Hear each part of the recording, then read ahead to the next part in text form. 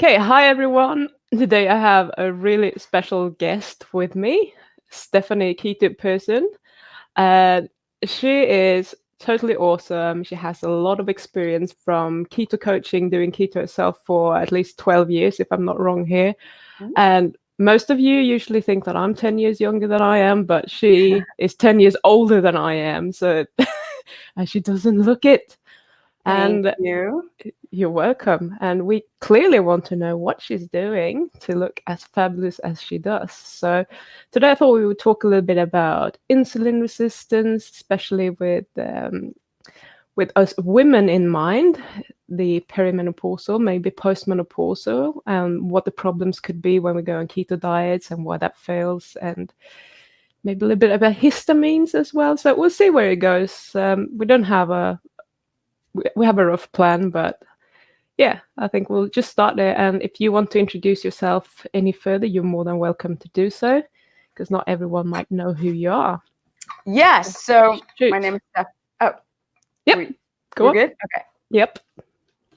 So my name is Stephanie, and my last name is actually Person. So people think that's like a stage name. But I used to be a pro skateboarder and for a very long time. And I ended up moving from Europe back to LA, where I'm from. And my mother soon after developed a thing called a glioblastoma, which is terminal brain cancer. Less than 1% of population survive this type of aggressive cancer. So I knew about the keto diet. I don't know how I had heard about it that many years ago, but I did.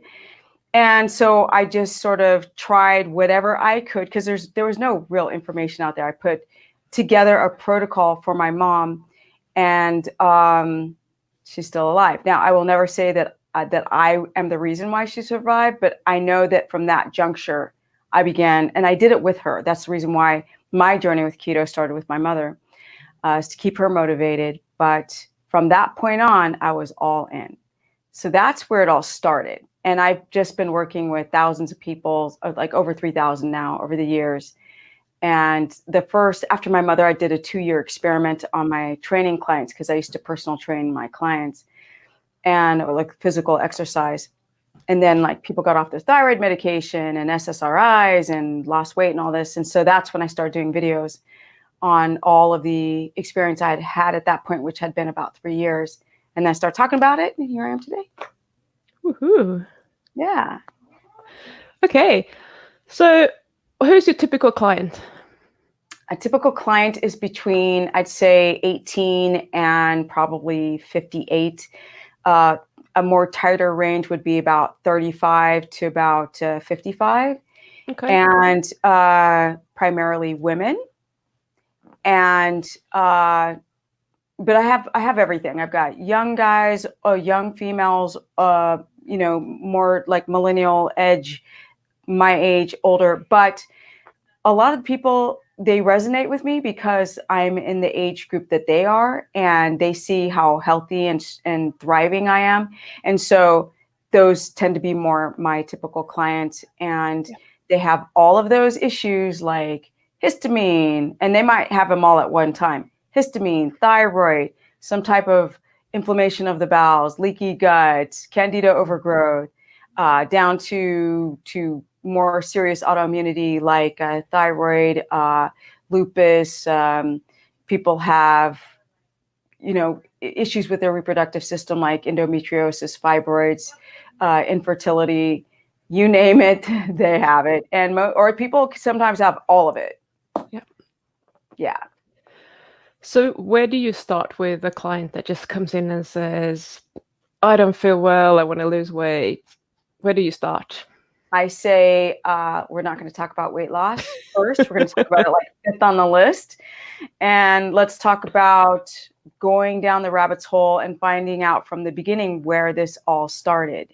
So in the consultations, that's pretty much how I start doing it is let's get some background, some context. So I let them know before the consultation begins that I need to put things in context. I'll sit there with a pen and paper and we're going to go over everything. So I'll start with, people will loosely explain things because their memory is so shoddy, and I'll be more specific. Like Were you breastfed? Were you vaginally birthed? Because those things matter when it comes to the microbiome in your gut.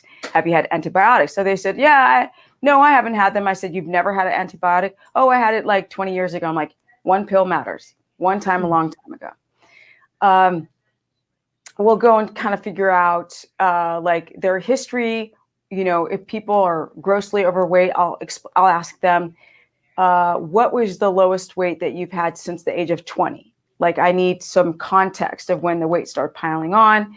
And then they'll start, you know, skipping things like if they have, let's say, acid reflux, or if they can't sleep, or if they have restless leg syndrome, or if they've got Raynaud's disorder of the fingertips, if they have tinnitus in the ear, or vertigo, or whatever weird things that no one talks about, or some people have vaginosis, or some guys have like candida around the ball sack. Okay, so I'll find that out. Like, I'll talk about their digestion, if their poop floats, it sinks, if it's greasy, if they're constipated, and they'll say, I'm not constipated, I poop every other day, or which that's constipation. Or they'll say, no, I poop every day, but it'll be like hard nuggets that float.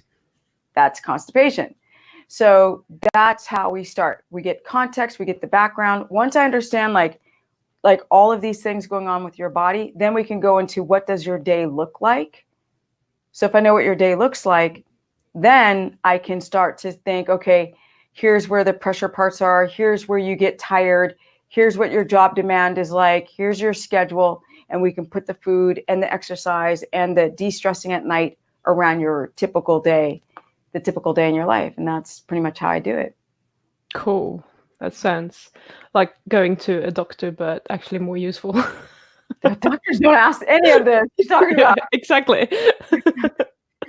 Okay, so you're tired. Okay, you're depressed. Let's give you an SSRI. That's what doctors do. Oh, let's do a blood test. That's what they do. Yeah, unfortunately. So rather go to Stephanie. Yeah. So, okay, so let's move on and say that I'm coming to you and we're going through my whole history. I'm let's say I'm a little bit older than I am. Let's say I'm 50. So I'm probably perimenopausal, which will probably make most 50-year-olds. And my hormones are starting moving around a bit. And I've been tinkering around with keto. I've lost some weight because that's why, let's just face it, most people start keto because they want to lose weight. That's right. And then I get stuck. And I don't know what to do about it. And I'm starting to blame the keto diet because obviously it doesn't work. But nothing else is either working anyway.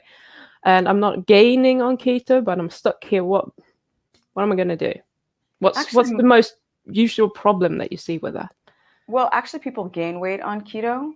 And that's why people out there jump off, because the weight gain comes from their insulin and becoming resistant. It's not functioning properly. And their blood sugar and their A1C is too high. So basically their blood sugar is too high. And if you have glucose, and your body can make sugar in the body without eating one drop of sugar. In fact, your body can make blood sugar as high as a diabetic or insulin resistant person with high blood sugar through a process called gluconeogenesis. And so when your body's just breaking down proteins to convert back into sugar, because the body's like, I don't know what this keto thing is. Let's get the blood sugar back and let's just start chomping on the bicep, and making sugar out of it. That's when your immune system is compromised, because you don't want your body to rob from Paul to give to Pete. You don't want your body to rob from itself to get its resources. That's where the thyroid and the hair falls out and the constipation and the electrolytes have tanked and you've got headaches and you feel like crap and you feel dizzy and you've got a gallbladder problem. And every time you eat high fat, you feel nauseous. It's the lack of education is the problem. People don't understand what symptoms are created, what underlying symptoms they had before, and if they become exacerbated through keto. So let's say if you have a thyroid condition, thyroid's right here, and that regulates your metabolism and hair growth and pooping and temperature and things of this nature and weight gain or weight loss. And your hormones are low because you've been like not treating your body well and eating wrong and stress and all this crap.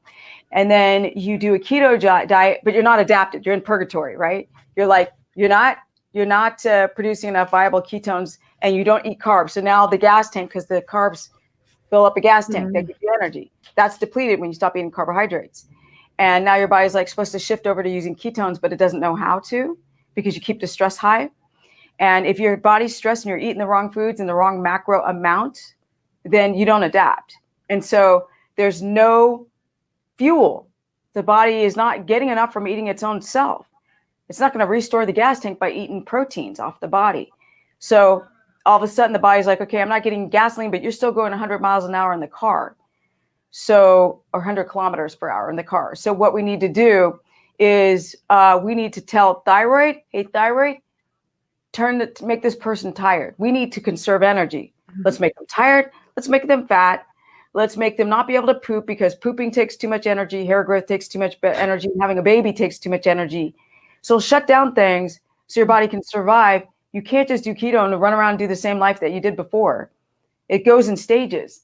So the reason why people say that you can't do it for the long term is because these people don't know, because they do it wrong. They're eating cheese and nuts and eating one meal a day and intermittent fasting and drinking butter coffee, and they might have a sensitivity to butter, and then the coffee is tanking their adrenals more.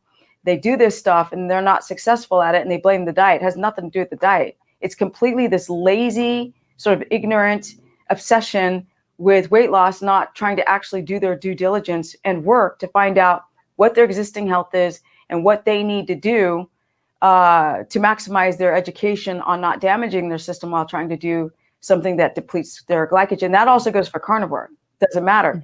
When you're not eating carbs, you got to mind your systems and your hormones. And if you do it right, then it's amazing, clearly. Fabulous. So what is the right and the wrong keto diet? Well, generally. The wrong one is sort of what I described. It's eating too much protein. It's not eating enough fat, because your body has to learn how to take the dietary fat that you're eating and learn first how to convert that via the liver into an energy, into ketone bodies to get into the bloodstream, to the Krebs cycle, which is the energy cycle, and to get into the cell so they can do their job. And if you're not eating enough fat, the body's like, well, I'm kind of missing my carbs. Let's just eat your bicep. And that's the wrong way. So people will eat under 200 grams of fat. I'm like, I'm sorry, you got to slam the fat down. It's 80% fat. It's not 65, whatever idiot told you that. But then they'll say, not to put anybody down, but I keep it real. So then Go for it. Right? Thank you. But when it comes to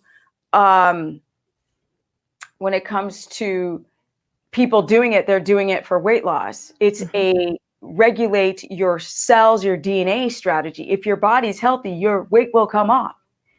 Period. The fat cells will become more efficient.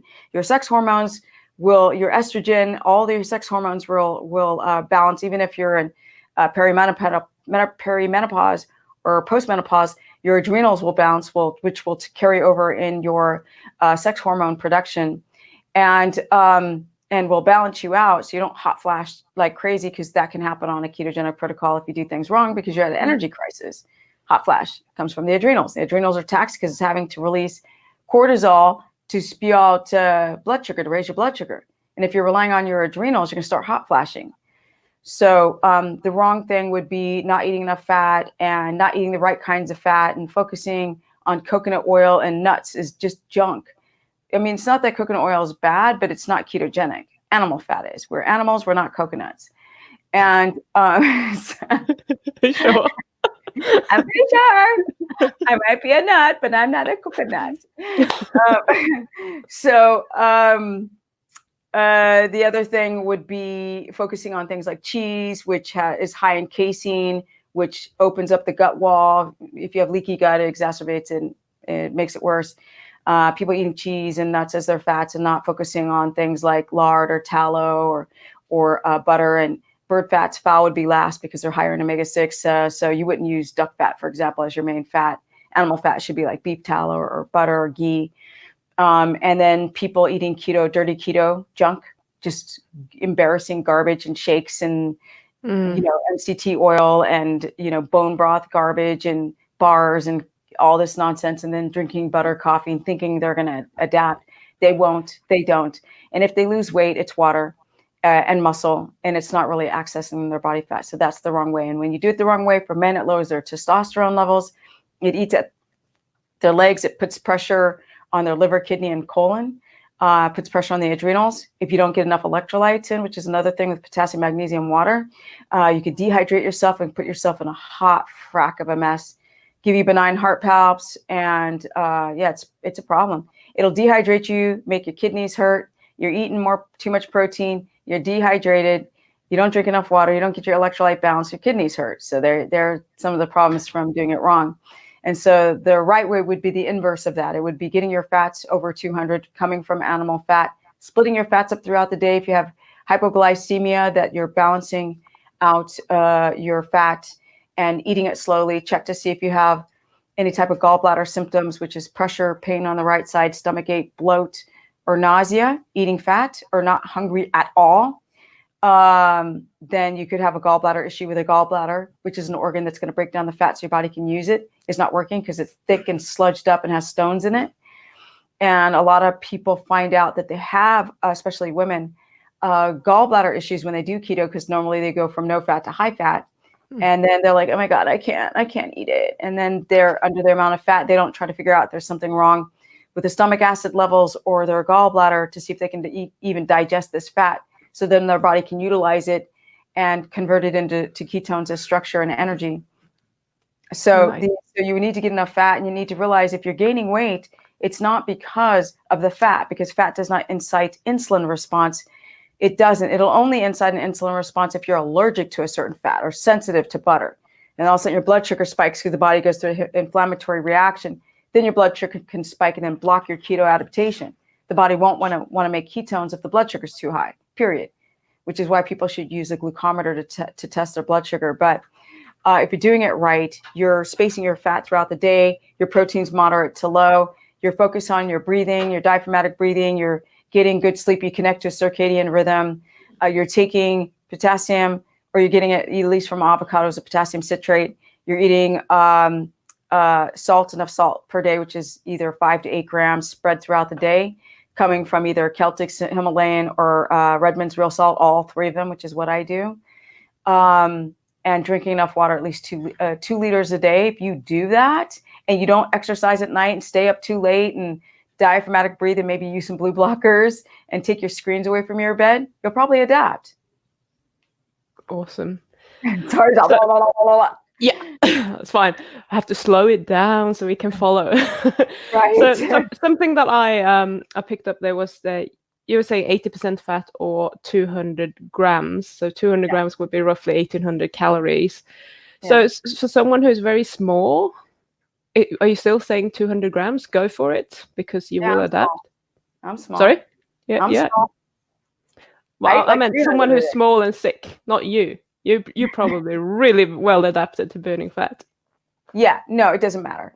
Yeah. You have to eat fat. You just basically want to overload their system so that they're forced to learn to get all enzymes up and start burning the fat and teaching their body how to do it. Sorry. Yeah. Sorry, Mom. Ahead of myself. If you're not eating enough fat, you're just starving, aren't you? Because where are you going to get your fuel from? I mean, I had the same thing the very first time I went into ketosis. I didn't enter ketosis and my legs were so heavy. It was like I tried to walk and it felt like I tried to run uphill. My legs just wouldn't. It was like they were made of lead. And it turned out all I had to do, I was having, because I couldn't do without it, so I had 1 fruit a day. That just totally messed it up. I stopped doing that and I added even more butter and boom, I was in ketosis and I felt great. Yes. And it was just such a little change that just made that huge difference. But I actually got my test results back today for my insulin levels, and I'm very insulin sensitive. But for someone who is not, and they start producing all that, all the glucose themselves, they will have the same problem as I had without actually having that piece of fruit. Yeah, well, you can actually gain weight doing keto the wrong way. So the thing is, you have to have patience, and you have to, before you do this, you have to patience. Yeah. And you have to decide, am I in this or am I half in this? Because if you're half, get out, stop, don't do it. Don't waste your time. You're going to create more metabolic damage. So if you're willing to do whatever it takes, there's a period. It goes in 3-month chunks. If you gain weight, you will lose it. It's just weight. It's not like you lost an arm. So, the thing is you have to balance your glucose and your insulin. And you have to get to sleep, and you have to rest, and you have to diaphragmatic breathe, and you have to eat that fat. And you don't want to eat that fat too freaking bad. Eat it. Because if you don't, you damage your thyroid. Yes. Yeah. Eat it. Now, it's not fat that makes you fat. What makes you fat is the fact that your body's still producing glucose through gluconeogenesis. And there's glucose in the blood, and then there's fat in the blood, and then insulin will drive it all into the fat cells. But if you can get your insulin regulated by getting your stress down and protect the adrenals, they're back here, above the kidneys. But if you can get your stress down and your blood sugar, and I've done this with 1 million people using a glucometer. Hold on, I'll show you. Yeah. Here's a glucometer. You use this, and you okay. My tech guy's like, look at the camera. I don't. I look at you, and you just below my camera. Yeah, so I need a tech guy. The camera's up there, but I see that's really hard. So I'll look up every once in a while for you guys. Okay, you guys know I'm not professional, but here we go. So, so this, I don't really like this machine. It's not as accurate, but we have one here. It's a Mojo, and it's a dual glucometer that'll measure ketones and glucose. And this is a really great tool because if your blood sugar is high, you're not adapting. So what you need to do is make more alterations in your lifestyle to get yourself into this balance, right? Homeostatic. Instead of being like this, gotta go to my job, blah, blah, blah. Try to get your body, your life and lifestyle, like take down your workouts. Don't work out at night. Chew your food slowly. Breathe, for frack's sake. Once you get things down in the middle, you'll start to notice that the blood sugar drops. When that blood sugar is dropping, you're no longer going to store fat.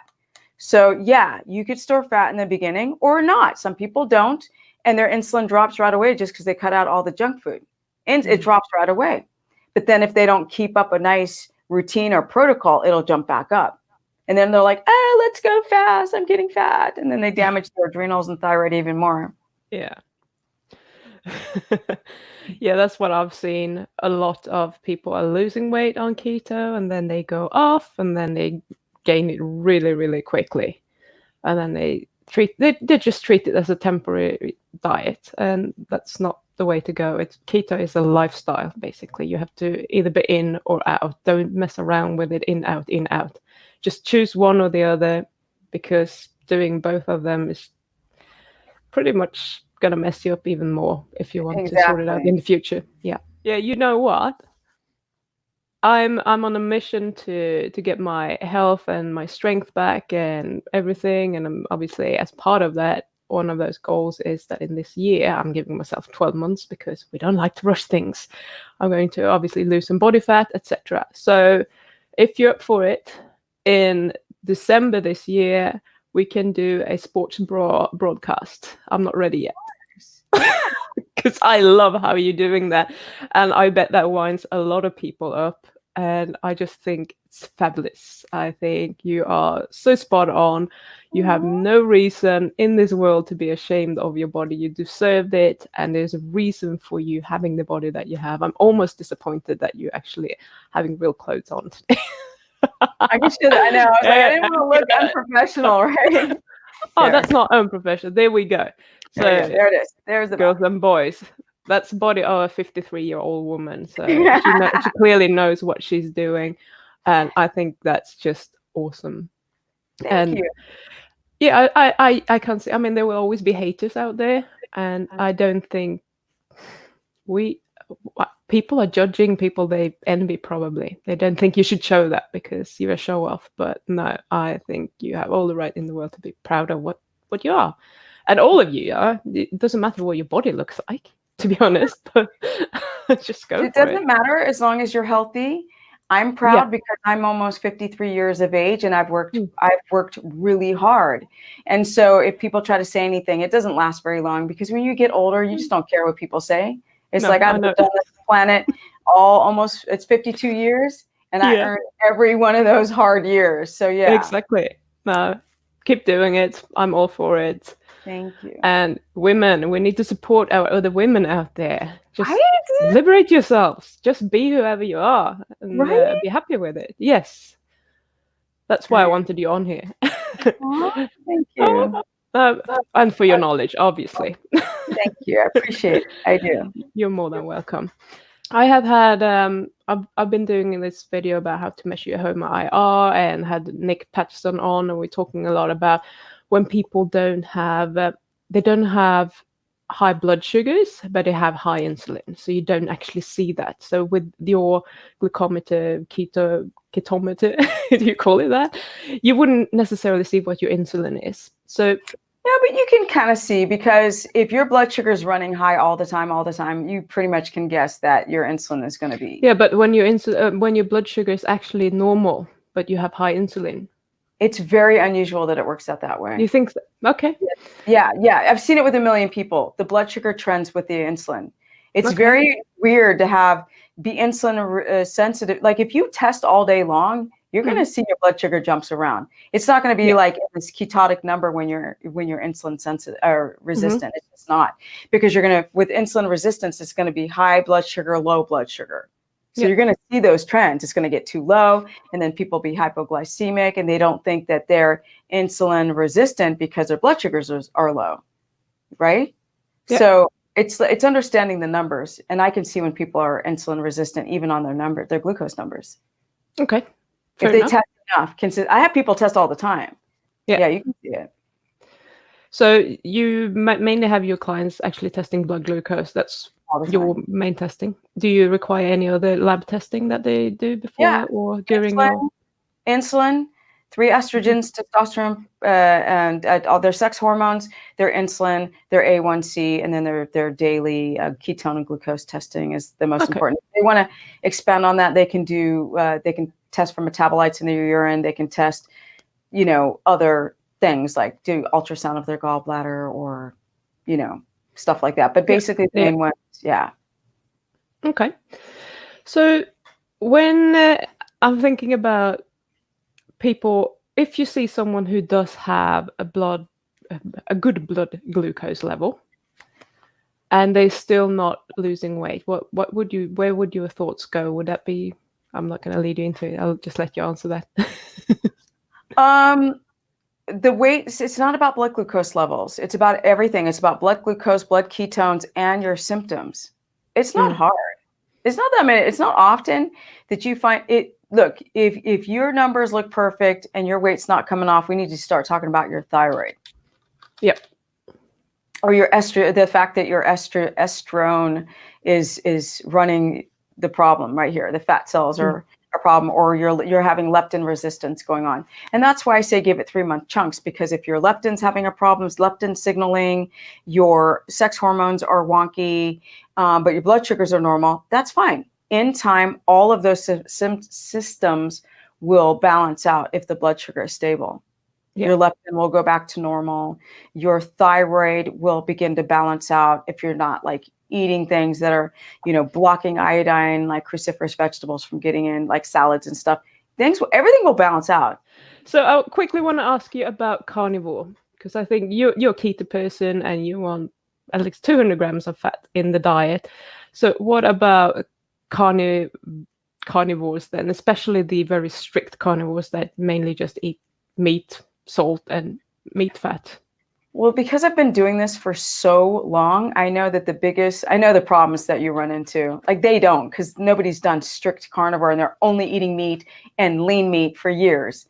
I mean, there might be a few people, but people have a hard time explaining what their real symptoms are. And people also have to be aware of women who really run into issues because they have underlying like endocrine problems. And so it's the same. Carnivore is keto. You have to do 200 grams or higher. I mean, people are trying to do strict carnivore on leaner meats because they want to, and then overeat protein because they want to use the protein as their glucose, because you can convert a little bit of that into glucose, but it doesn't restore the gas tank of the car to eat meat. Carbs do. So you have to either be ketotic or you have to be glucose dependent. And so it's the same. The macros are 200 grams or higher depending on the person. There we go. So I'm all right to, I move more and more towards a carnivorous diet, but I'm still doing my garlic butter, and I'm doing clarified garlic butter because I'm actually sensitive to whey protein of all things, but I might be sensitive to other things as well. And I can't really do without my butter. I feel like it's just not the same thing. It's So, good, right? yeah, I love meat, but I love meat with butter much more. Yeah, me So too. thank you for that. I'm going to continue doing that. And yeah. So what about histamines? I've actually very recently done some research on histamines myself so I'll just try and give you a very quick overview of my problems. I've had sinus congestion for 25 years, and that's started out with just when I'm laying down. I've been to, an ear, throat doctor, whatever they're called, and they're saying, oh, everything is very swollen, and that also causing me to have a bit of tinnitus. And this is totally different from when I'm also having pollen allergies, and that is the typical, itchy eyes, runny nose, but this is totally different. It's just a swelling. And going on a low histamine diet doesn't do anything for me. Now, what would you suggest that I do? Do you have any clue about what's going on here? Yeah, cut out the garlic. Oh, no, don't say that. Yeah. Just the garlic. Maybe even the butter. Even clarified butter? Yeah, you just said you had a problem with whey. Yes. It's in butter. It's in small amounts, but it's there. And even when you clarify it? Because I'm getting rid of all the crap at the bottom, and I'm very meticulous about it. No. No. Okay. This is what I tell my clients. I'm like, you might have to do an experiment and cut it out for a week.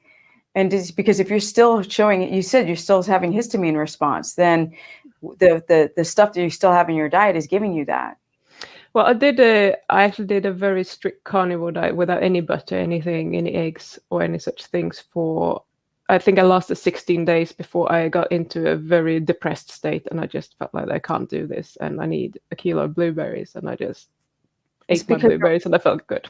Your macros weren't correct and your stress wasn't down, and there's a lot of little tiny things that you have to consider. It's not just the diet. The diet is just half of it. So garlic butter out. I don't even know why you would eat garlic. Like, if you're having such severe allergies, don't make food so important in your life. I won't.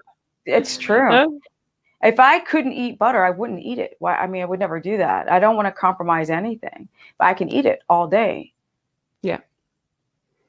No, I don't get any change in my symptoms reintroducing butter, but that doesn't mean that I don't react to it necessarily. That's right. I do understand that. So more experimenting coming, apparently. And you haven't cut it out like long enough, have you? I have for 30 days before. Okay. And did you have histamine response? No, not. I mean, I didn't get any better in terms of my sinuses when I was doing that elimination diet, and I didn't notice anything adding butter back in, but I added whey protein in, and I got a huge response. So that's why I know that's what I tested it with. Yes. You were drinking whey shakes? I tested it with a whey shake at the time. Yes, this was. Why were you eating 8 years ago? Whey? Why? Because I wanted to know if I was sensitive to whey. I knew it was something in milk. So that's in butter still, and you're like, how long ago did you do this? Probably 8 years ago. That was a long time ago. It doesn't matter anymore. Okay. That's 8 years ago. Your genetics, your genes are changing every friggin' day. They better change for the better then. Yeah, I bet you if you did it again, you won't get the same results because the body's not the same 8 years older at all. Yeah, that's fair enough. Now, people with histamine problems in general, do you see a lot of that? Every day. Every day. Okay. Every day. It'll manifest in colds and flus, itchy skin, dry skin, itchy scalp, candida symptoms, small intestinal bacterial overgrowth symptoms, food in the poop.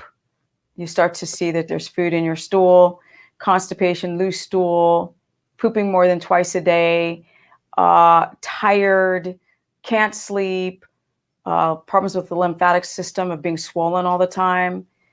Histamine will manifest in anything. You get an insect bite, it gets too big. You get the swelling. Every swelling is too much.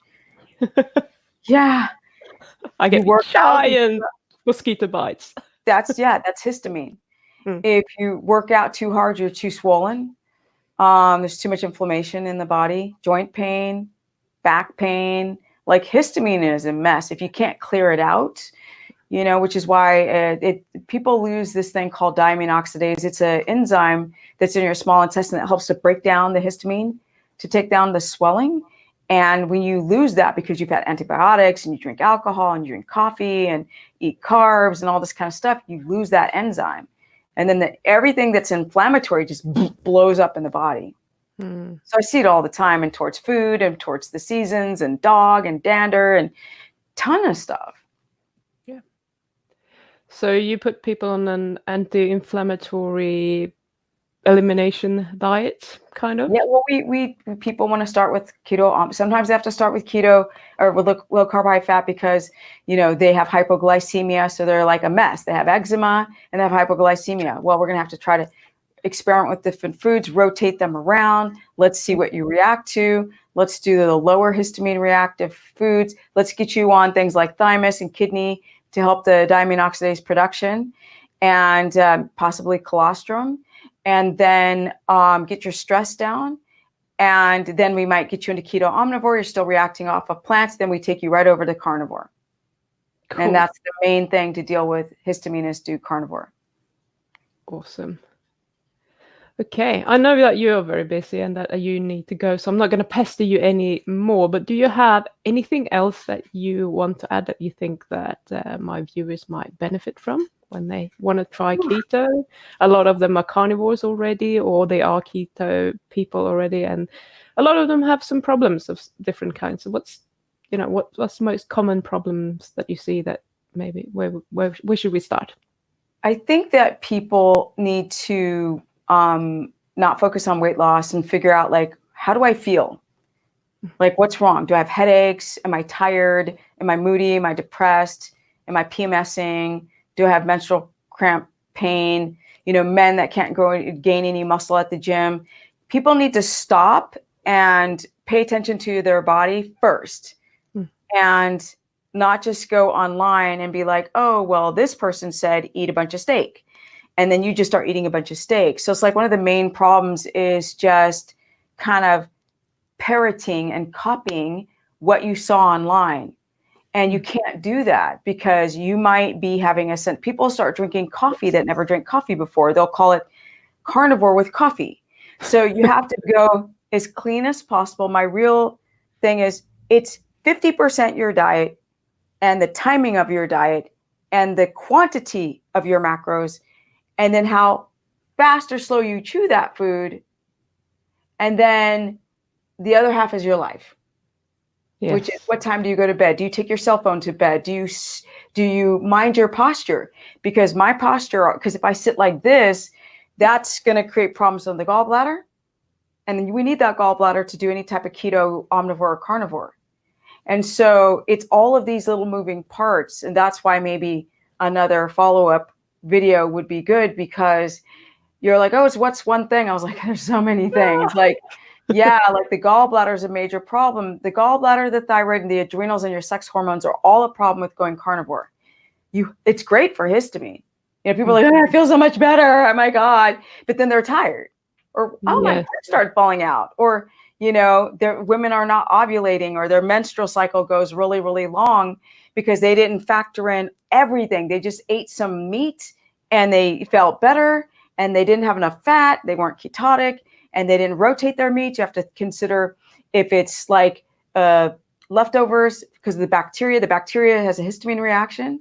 You want to have things as fresh as possible. So there's so many things. It's hard to pinpoint it to like one more. Okay, so I need to have you back on very soon. Then we could talk about the problems with carnivore, because I think that's very important to address as well. Yes, too much meat, not enough fat, too much fasting on carnivore. They're not paying attention to their electrolytes. So yeah. Cool. Awesome. Yeah. I'll send you an email later. Okay. Thank you so much for coming on. I really appreciate it. It was great having you here. And for you people who want someone who has a lot of experience with keto, if you're having trouble with that, just head over to, I'll put all your links up for your webpage where they can sign up or get in contact with you, and to your YouTube channel as well. So just check the description and you go there if you want to get into contact with Stephanie. Thank you. Oh, And thank you. it's also carnivore and low carb, high fat for people's families that don't do keto, or people who have to transition slowly into keto and they still are starch based. So it's all those things. Yeah. Okay. Thank you so much. And Okay. good luck with your live stream. Thank you. Stephanie Keto Person is my YouTube channel. So go there. You'll see a lot of this information there. Sweet as. Thank you so much. And you have a good day, and we'll talk again soon.